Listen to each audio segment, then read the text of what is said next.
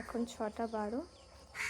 আর দেখো কুয়াশা কত পড়েছে আজকে, কিচ্ছু দেখা যাচ্ছে না, চারিদিকে কুয়াশায় ভরে গেছে। মনে হচ্ছে ধুয়ে দিয়েছে, তবে ছাদেও কি দেখায়। পাহাড়গুলো মনে হচ্ছে নেই, পাহাড় পুরো ঢাকা পড়ে গেছে কুয়াশায়,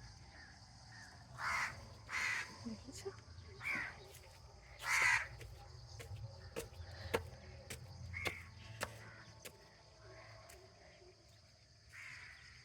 এটা হলো তামিলনাড়ুতে, এই অবস্থা হয়েছে এখন কুয়াশায়।